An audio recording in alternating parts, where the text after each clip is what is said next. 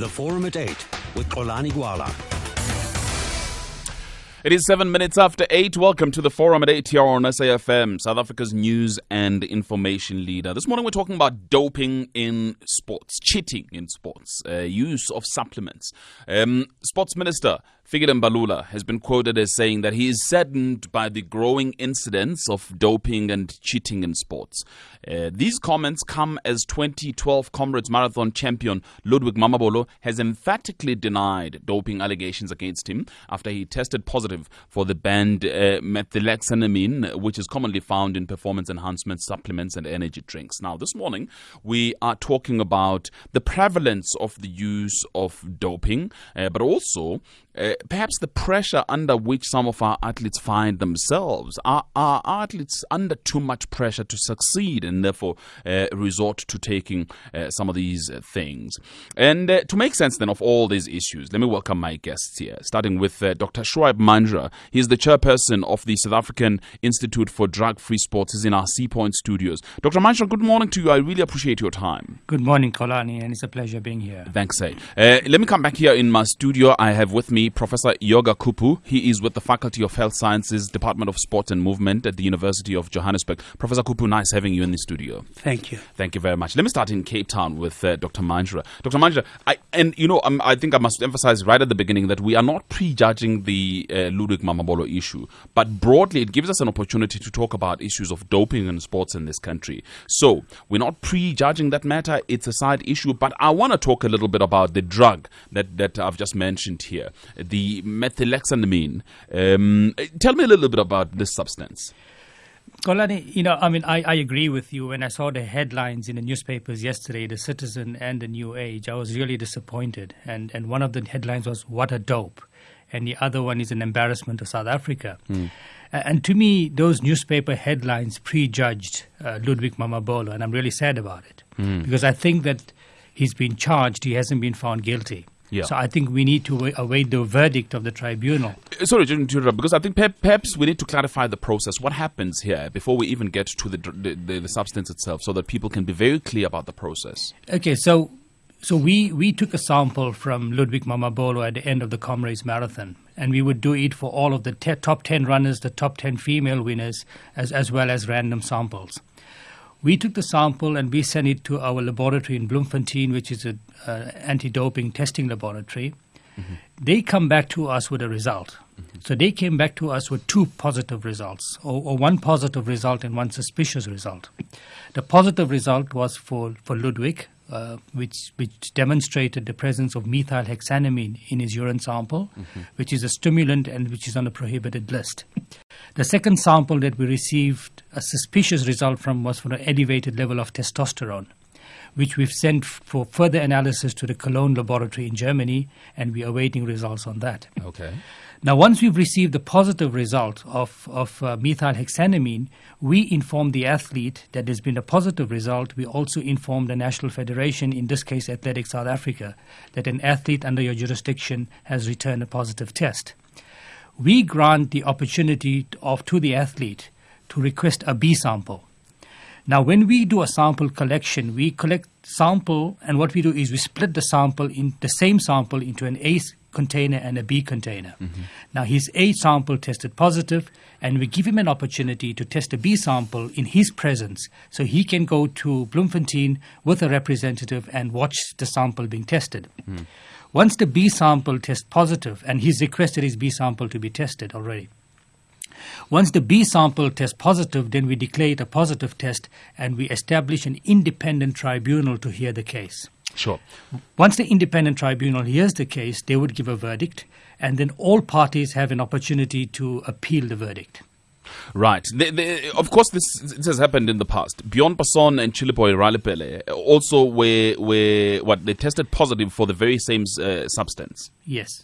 And I'm using this to point out that it does not follow that once you've been found positive with this substance, then you are guilty. Absolutely. What happened in their case?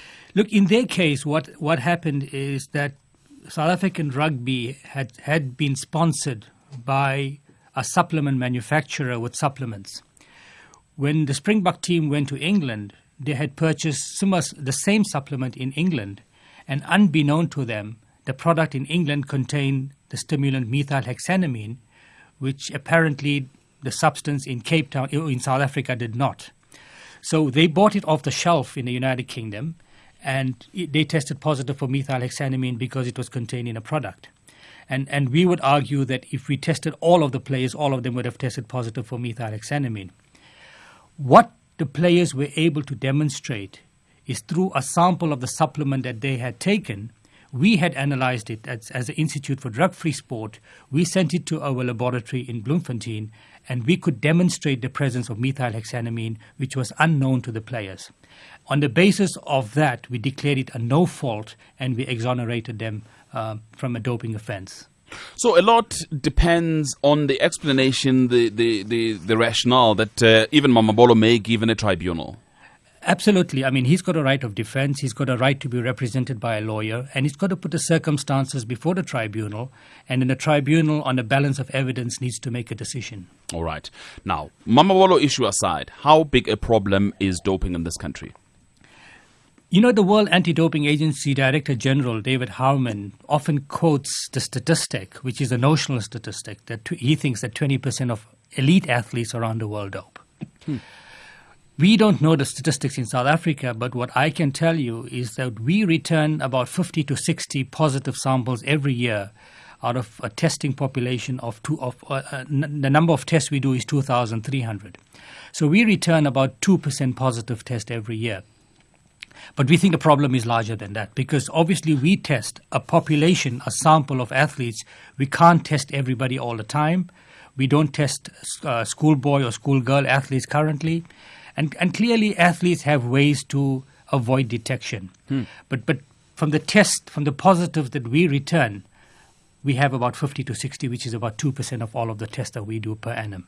Right. You point out that they have ways to avoid detection, which then leads to my next question about whether they do this deliberately, or is it about lack of broad knowledge about banned supplements in local athletics? I think it's both. I think inadvertent doping is a problem, and we found it in some cases where through the use of supplements primarily, or the use of medication which is scheduled and by prescription by doctors who are unaware of the doping rules, athletes test positive, and that's what we call inadvertent doping. But in many cases, we believe that elite athletes have fantastic ways in order to avoid detection by anti-doping agencies, and we can speak about how they do it. So, we think that there's very sophisticated methods of avoiding detection. And, we had an example of a German cyclist who came second in a Tour de France a few years ago. Yeah. And when he tested positive, he opened his diary to the anti-doping agencies. And he was taking about 10 to 15 different prohibited substances. And he was tested about 200 times, and he never tested positive except this one time.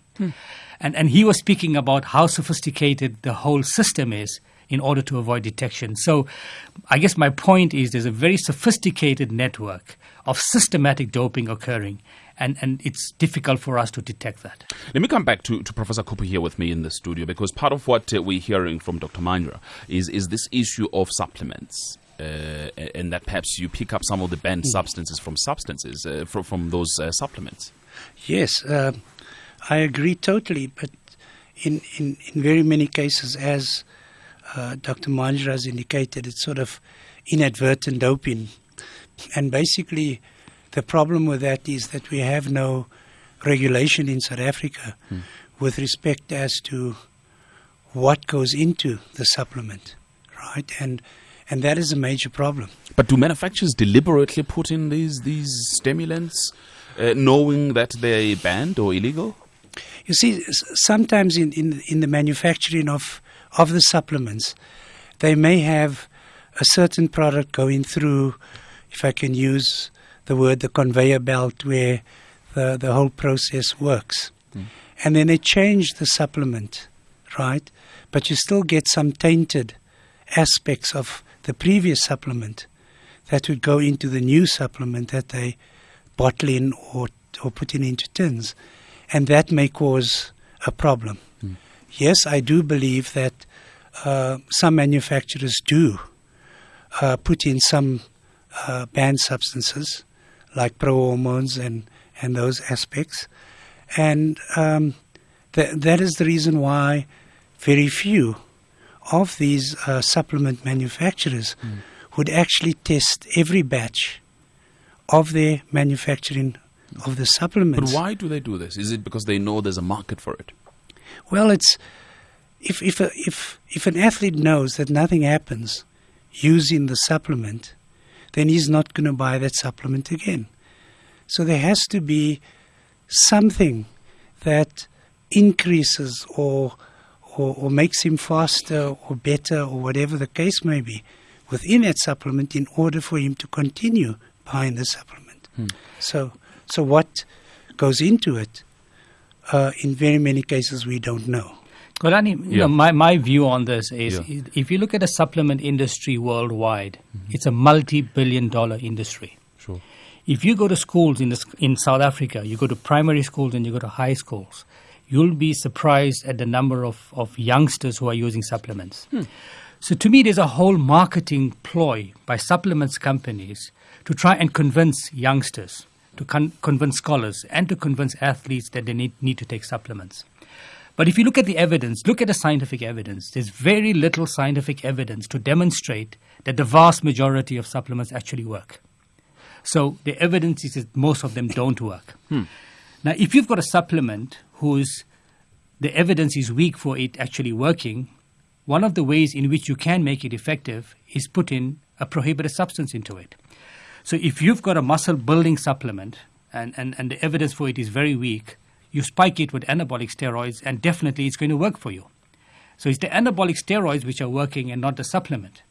So to me, I believe that there's deliberate spiking of supplements by some of the manufacturers in order to enhance the efficacy of it. Okay, the professor agrees with you here, and I'm going to come to him in a second. But I wanted to just talk about this substance then that was found in Mamabolo, methylaxanamine, because somebody yesterday suggested that there's not even enough evidence to suggest that it actually does enhance performance, does it?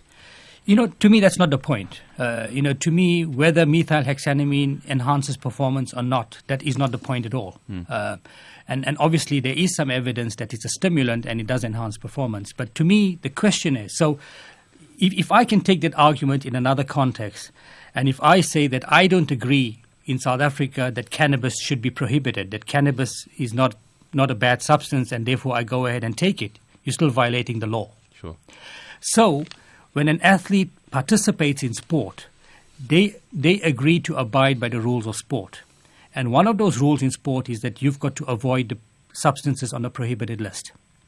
And the fact that methylhexanamine is on a prohibited list means that all athletes have to abide by that rule, whether they like it or not. So you can't argue whether methylhexanamine is performance enhancing or not. The fact is it's on the list. But again, Dr. Mandra, according to your knowledge, how does it work?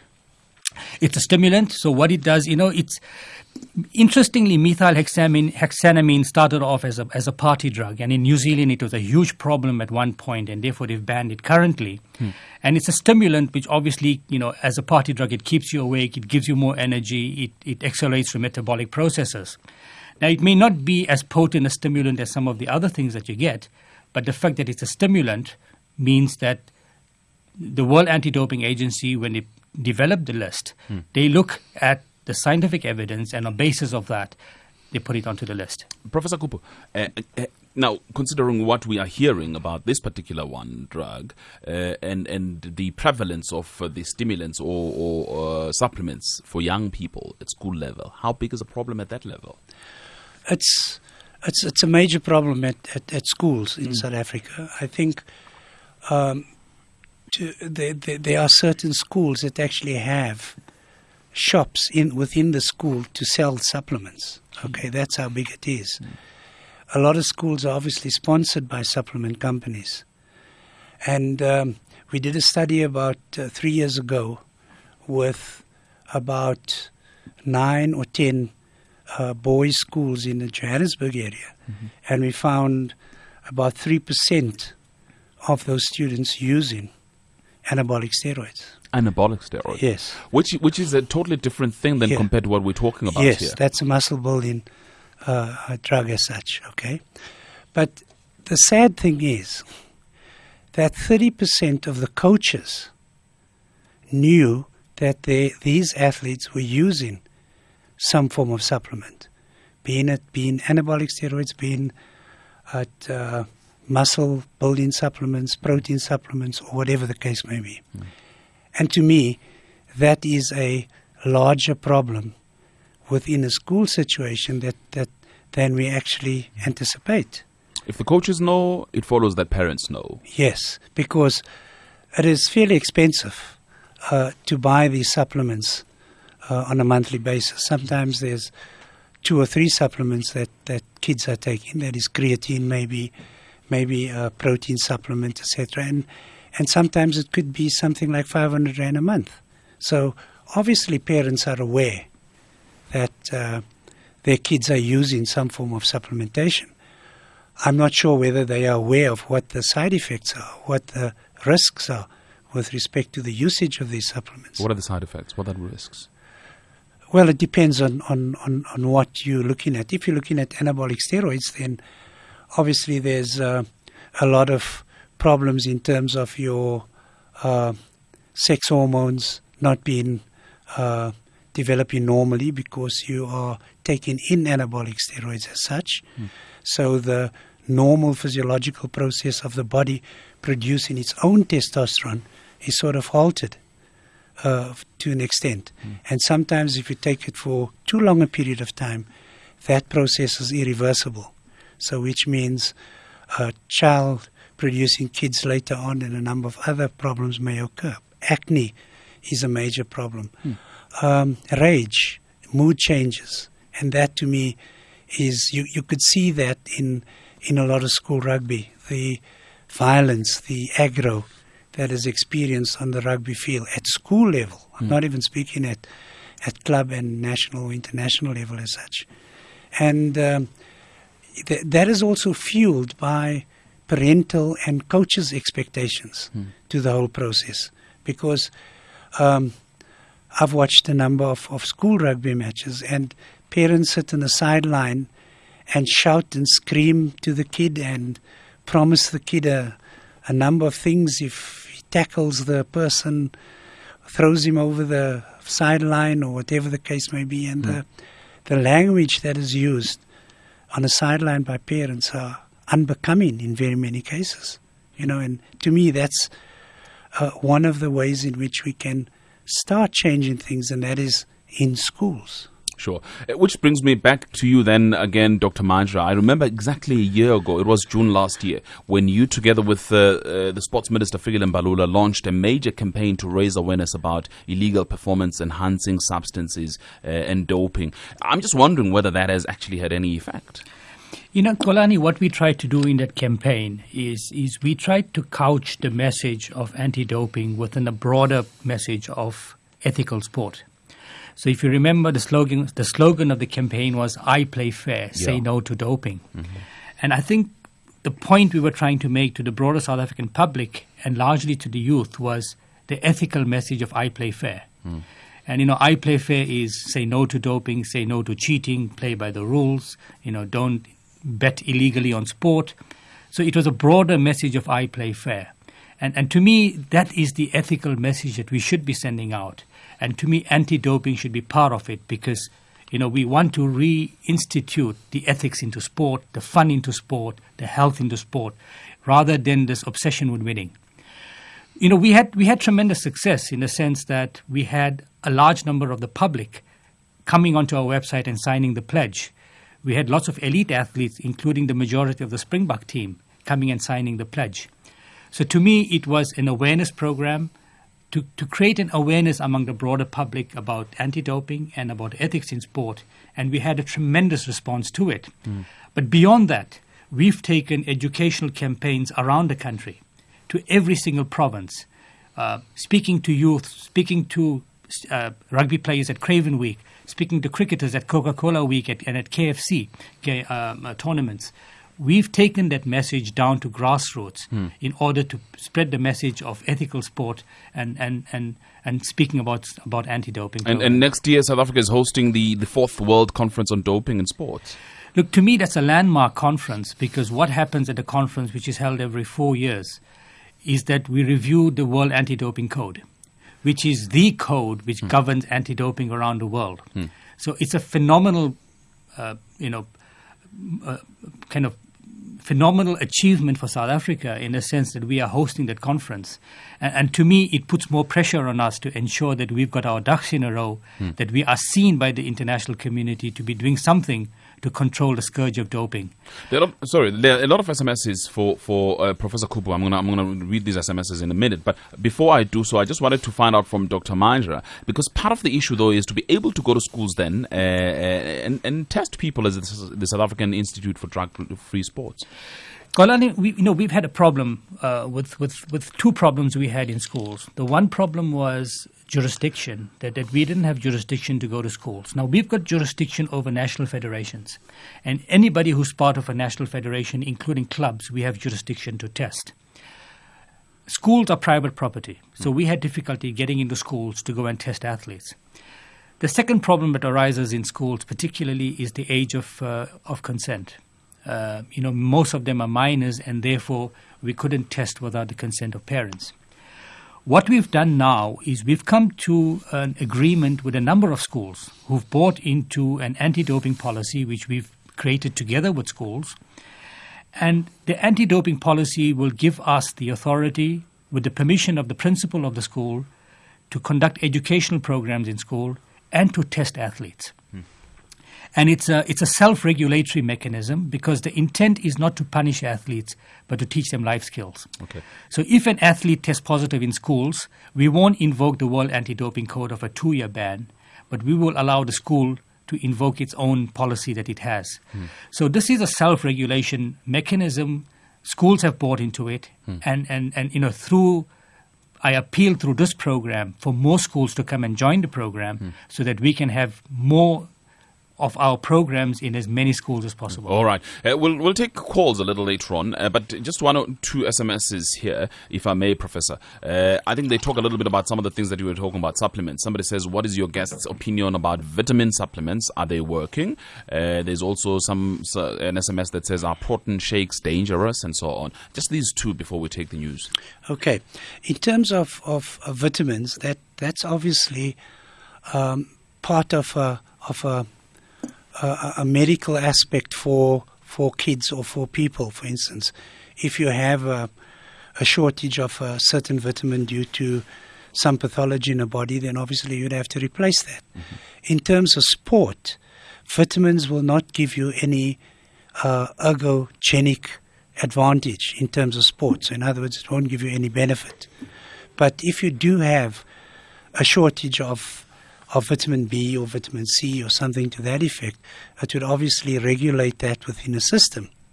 However, there has been certain studies done, particularly on the comrades runners, where they've actually found that increased vitamin C prior to the comrades marathon or prior to ultra marathons gives you some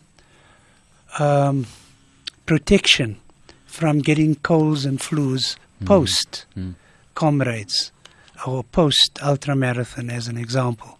Okay, so vitamin C has shown in some cases to assist with increase in your immune system, particularly in terms of colds and flus, and thus assists the athlete. But that's all right. Let me take the news headlines. There's that question about protein shakes. I'm going to ask you to respond to it a little later on. By the way, you can then give me a call now on 0891 104 208. When all the updates are done, I'll take your calls. 0891 104 208. I'll also be looking at SMSs at 34701 and emails at gwalax@sabc.co.za. gwalax@sabc.co.za. Let's go to The Forum at 8 on SAFM. Right, we're talking about issues of doping in sports in this country and some of the problems that have been identified. I just before I go to the lines, and there's a lot of people, Patrick in KZN, Charles in Cape Town, Pat in Freiburg, Faisal in Mayfair. I'll be with you in a minute. But let me just get this answer from Professor Kupu, because you wanted to respond to the issue of protein shakes. And I see a lot of people at gym using it and so on. Does it really work? Is it dangerous?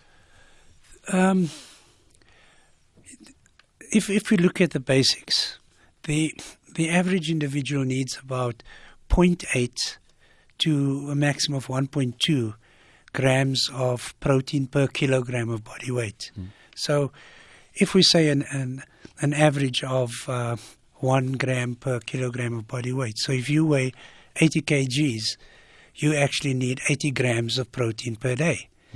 Now, those are obviously the rules or the guidelines as indicated by science.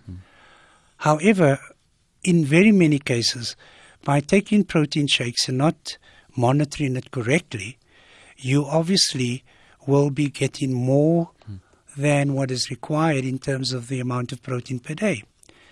Whatever you eat, the excess is stored as fat. So however you're going to put on a bit of weight and increase the waistline as such if you're having too much of it, right? Protein is not used for energy purposes. Protein is used for repair of muscle, development of amino acids and hormones and that sort of thing within the body. So without any doubt, excess protein will be stored in fat. All right. I'm going to ask you to share, because you were telling me a story about the presentation you made in schools. I'm going to ask you to share that with our listeners a little later on. But let me go to some of the people that have been on the line for quite a while. Let's start in KZN. Patrick is there. Hello, Patrick. Hi, good day. How are you? I'm very well. Welcome. Thank you very much. So, to the professor. Yeah. As you talk about anti-doping now, as with all the supplementation advice around, you know, the recommended protein amount per day is obviously slightly higher for the bodybuilders of society, whereas your average everyday Joe would need the simple 0.8 to 1 gram per kilo of body weight or lean body weight in that matter. But my main question would be, with the anti-doping, what is the decision on what is illegal and what is not? You know, these kids are going to supplement stores, buying from the pharmacy, buying protein, buying creatine and everything else. Now, personally, I've taken creatine and protein for the better part of 12 years, and I've never had any adverse effects, and I have suffered from kidney problems before. They obviously maintain you drink large amounts of water. My thing is, where does the competitive edge stop and stupidity start? All right, Patrick, my professors here will answer your question in a minute. But let me go to Charles in Cape Town first. Hello, Charles. Hi, Kolani, and your guest. Yeah. Mine was something similar. Just is it a myth, Kolani, that a person that, do normal gym work, to build up his physique, without taking supplements, will he be able to develop his physique without taking supplements? And is there a time frame that it will be longer than if he uses supplements? Okay. Thanks. All right. Thank you very much. That's Charles in Cape Town. Pat in Freiburg. Hello. Pat, are you there? Oh, problems. All right, let me get answers here. Perhaps let me start in Cape Town. Professor Dr. Mandra, how do you respond to Patrick? Dr. Mandra? Oh, do we have a problem with the connection to Cape Town? Okay, all right. Professor here with me in the studio. Yeah? Hello. Oh, yeah. You're back on the line. Dr. Mandra, I just wanted you to respond to what Patrick was saying from KZN. Look, I think Patrick has a point. I think Patrick makes an important point, that there are some supplements which have demonstrated benefits. So if you look at creatine, for example, there is scientific evidence that shows that creatine works. On the other hand, if you look at protein shakes, or you look at excess protein which people want to use for bodybuilders, etc., you need to ask yourself a fundamental question. Why are you taking supplements? And what's your intent for taking supplements? Now, to me, the scientific way to go about it is get an appointment with a dietitian and get a scientifically based program in order to achieve what you want to achieve, rather than getting advice from a supplement salesman. Because I believe that the additional protein that you would require, you would get a better quality protein from buying good food, rather than buying supplements. So my two pieces of advice is, firstly, is if you want to take supplements, get a consultation with a dietitian, which is much cheaper than buying supplements, and you would get a scientifically based program. And the second one is, whatever you require, you can get a better quality from natural food that you can purchase, which is much cheaper than buying supplements. All right. And just coming back to you, Professor, Charles's question, perhaps? Charles, I suppose, it's kind of related to what Patrick was saying about the fact that, you will develop, there are some benefits out of some supplements. Do you want to add anything on that? Okay. I would say that Dr. Manjra actually answered that question fairly well. All right. Let's quickly then go to Faisal in Mayfair. Hello. Hello. Hi, Faisal. Yeah, hi, welcome. Tulani, I just want to put a cat among the pigeons in this debate. We have all the disciplines of sports rewarding winners and not losers. And you have all the scientific research creating drugs that enhances the ability of sportsmen to win. Now, instead of the sporting codes putting up their arms in shock against this particular the drug research, why don't they accept the idea that a substantial number of sportsmen are going to use these drugs, and why don't we rather have a marathon where we for athletes who don't use drugs, and a marathon for athletes who do use drugs? I mean, that's an Olympics. What's wrong with that? Why are we so shocked about that idea that But what about the concept of fair, ethical sports? But that's what I'm saying. So you have a marathon for people who don't use drugs and a marathon for people who do use drugs. Okay. What's wrong with that? I just don't. Why don't we allow the people to have the freedom of choice and able to use the drugs to enhance their ability to eat? I can't figure it out. What's All wrong right. with it? The experts will respond. Faisal in Mayfair. Mabato in Kuruman, good morning. Hello, Kalani. Hello, welcome. Yes. I just want to comment on the issue about the professionals that we have in our rugby teams, the ones that are coaching the athletes. Do they really have information relating to the drugs that are being used by such professionals? Because even if we take such information to schools, the kids are seeing that these kind of professionals are actually the ones that are in the forefront of using the drugs. The drugs. Is it about the money? Is it about the fame? And I think also the sentence is too lenient to them. They should actually be banned in sporting activities, because really we can't be we can't have people that are seen as professionals promoting sporting amongst people. Sporting as a whole is about healthy living. We can't have such people also promoting drugs. All right, so Mabato. are we really taking correct information to such professionals so that they teach their people, so that when they go on the fields they must know? Correct eating is very important. Let them consult rather a dietitian to have a proper program, even before the marathon or even before their big team. Mabato, thank you very much in Kuruman. Again, it comes back to the story you were sharing with me, Professor Kupu, about the pressure that's on the coaches. Yes, just to give our listeners a sense of what happened. Yes. Yeah. But just to answer Faisal, the guy from Fortsburg, yes, that is the easy answer, to say let's have a drug-free sport competition and a drug sport competition.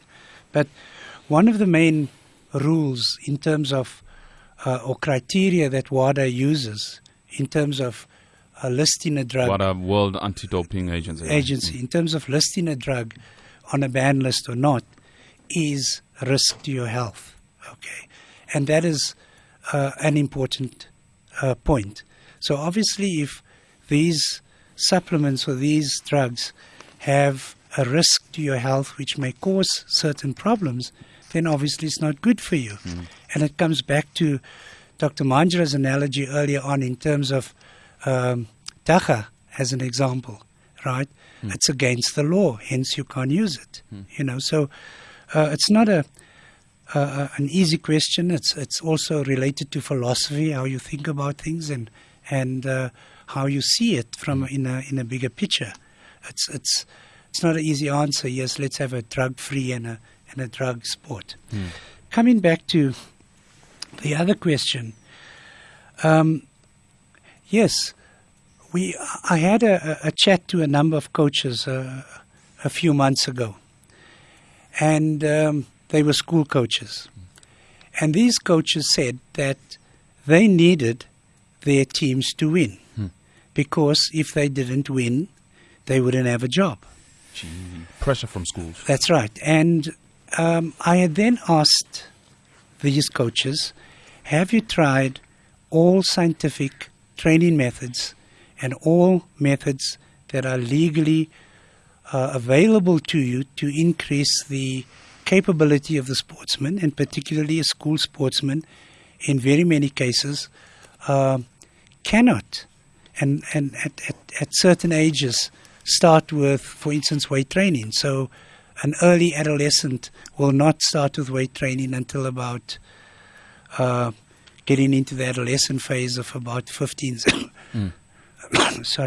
years of age. Okay, so there are certain problems in terms of selecting various training methods. Okay, however, schools, coaches, teachers are expecting kids to perform at adult level or at the level at which adults would perform at an earlier age. And these children are obviously not physiologically capable of doing it. Hence, they think that supplements would be the answer to improved performance. Gee. All right, I need to take a break. I'll come back and take more calls. A lot of emails are coming through as well. gwalax@sabc.co.za. I'll look at the SMSs at 34701. It's 13 minutes before 9. The Forum at 8 with Xolani Gwala. Let's go to Koos in Cape Town. Hello, Koos.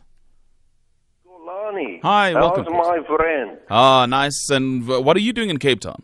No, I'm now in Margate. I was in Helwick when I last spoke to you. Yes. I'm now in Margate. Oh, all right. I thought you were in Cape I Town. want to congratulate you on your topics. Oh, thank you. When something is crucial, immediately the following day, you people have got it on your program. Thanks, sir. Number one, Xolani, I fully agree to your guest speaker. He has pinpointed each and everything. The main issue at stake is, when I am now 73, when I was at school, it was play to enjoy a game. There was not this prestige situation of just winning. I fully agree with him with the behavior of the parents. I have been to some of the schools and I don't go there anymore because it's disgraceful. Doping did not exist in our times. Luckily not. Yeah. So all I want to say to your guest speaker is he has pinpointed each and everything 100%, but there's one thing where I differ with him. And that is, at school, it's not a student, it's a learner. At tertiary institutions, they are called students. And I think the professor agrees with you. All right, course, thank you very much. Thank you, Xolani. Thank Keep you. well, my old friend. Much appreciated, course, in Margate. Kasinbe in Matatiel, good morning. Good morning, Xolani. Hello, welcome. I'm good, thank you very much. I love your show. Thank you. And thank you for the topic this morning. While I'm driving going to work, and I've been listening to the topic this morning, and what I want to say, first, myself, I'm a clinical dietitian, and there is nothing wrong of taking supplement, but the supplement should be prescribed supplement. Basically, healthy supplement prescribed by your dietitian or your doctor, because those people have got interest of your health as a sportsman. Now, when it comes to sport nutrition, actually, the athlete will need more carbo loading, more carbohydrate loading, in order to sustain the intensity of the exercise or the sport. Meaning, taking more protein actually will put much stress. I'm talking in terms of creatinine or other type of protein, will put more stress to your athlete on a kidney. And therefore, going to end up having too much metabolite, too much urea to excrete, and it's actually not good for your kidney in the long term. All right. So I'm trying to say they need to look about the health perspective very carefully, and actually to land up those particular athletes in a renal failure or kidney problem in their long-term life. So let's be clear on this point, and thank you very much for your show. Much appreciated. Kasinbe on the line from Matatia. Let me read one or two emails here. Aubrey Marudu in Orchards, Pretoria says some drinks have got what is called active ingredients, some to boost performance and certified to be used by athletes. If now athletes are not allowed to use them, then I suggest the manufacturers of those drinks should be questioned, as they are putting the careers of athletes at risk of being banned from their sport, which serves as a livelihood. Or is this a witch hunt? That's according to Aubrey Murudu in Orchards, Pretoria. Let me quickly read this one from Tulani Ngwenya. I have been participating on both the Soweto Marathon and the Walk the Talk for years, and I believe there are sponsors like Energade offering their products at the race. There are stalls for refreshment, having water, Coke, and just juices. How would I know as a runner what do these liquids contain? I'm going to ask Dr. Majra to respond to that. But Professor Kupu, let me start with you. Part of what course is touching on, though, the differences between back in the day and now, are these financial incentives? Definitely. If we look at elite sport, particularly, the amount of money or the salaries that players are paid, if you look at English football and even in South African football at this point in time, SA Rugby and a number of other codes, golf, etc., the financial incentives are horrendous in a sense that by playing a match you can earn enough money to retire, technically speaking, right? So my view, this is in my opinion, that certain players in the twilight of their sporting careers obviously cannot compete with the younger athlete, and that is a physiological fact, right? They would get slower, they would get, their muscles wouldn't sort of cope with the same intensity of training and whatever the case may be, but they would be competitive without any doubt, okay? And then these athletes believe that in order to have the edge, they need to take a supplement or they need to take some drugs, okay? And that is obviously where I think one of the main problems come in terms of the large financial incentives and certain athletes who believe they're just not cutting it at this stage. And they obviously need to have that edge in order to compete. All right, let me go to Dr. Mandra. Firstly, there was a question on SMS about how often do you test athletes as the institution? Kolani, if you will allow me, I just want to respond to Faisal because I think he makes an important point but also a dangerous one. You speak about winning at all costs, so why not allow people to dope and have a competition with people who want to dope? Yeah. And to me, my response to that is what kind of message do we want to send society? Do we want to send society a message that says that winning at all costs is fine, that you can take whatever you want to do even if it destroys your health?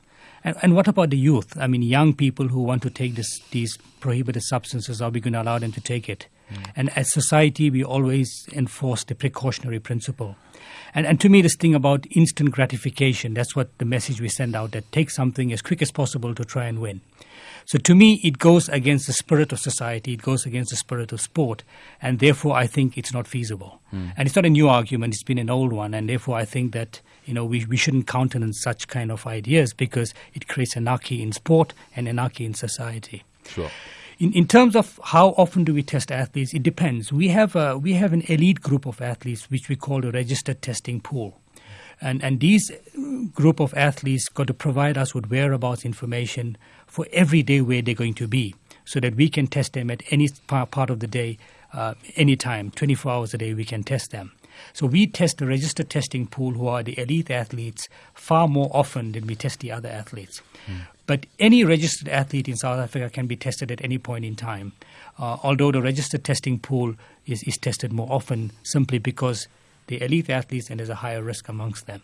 So we also constrained by cost because we do 2,300 tests a year, and each test costs us between 1,500 to 2,000 rand. So it's a very expensive business. It is indeed, and I know that you've tested the Craven Week even. Yes. South African rugby has been very good because they give us additional funding in order to expand our testing program in rugby, and we use that funding to test Craven Week, and we've had 3 positive tests this year from Craven Week, so that's a very interesting as well. All right. Unfortunately, we're completely out of time. There are so many emails and SMSs. People suggesting, perhaps, Dr. Mandra, that what happens where people who are giving you water along the road then have got these stimulants? Do you take responsibility? The fact is we have a very simple rule among elite athletes, and our message to them is don't take anything which you don't have any control over. So if your doctor is giving you an injection or if your coach is giving you an injection and you don't know what it is, do not take it. If you don't know what a supplement contains, don't take it. Ask somebody who knows. Phone the South African Institute for Drug-Free Sport if you're unsure, and ensure that you're basically protecting yourself, because otherwise you're going to be at risk of doping and you'll face a 2-year sanction. Just a quick closing remark, Prof.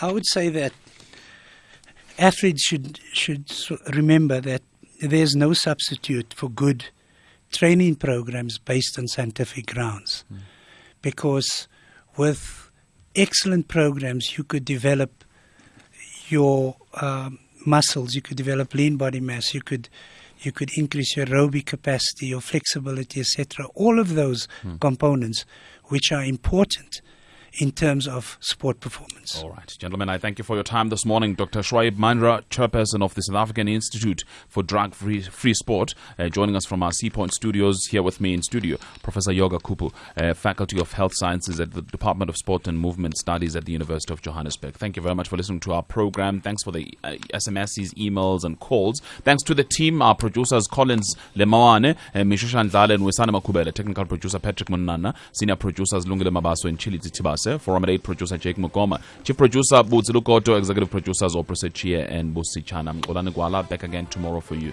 here on SAFM. It's 9 o'clock. SAFM, it's 9 o'clock. SAFM, it's 9 o'clock. SAFM, it's 9 o'clock. SAFM, it's 9 o'clock. SAFM.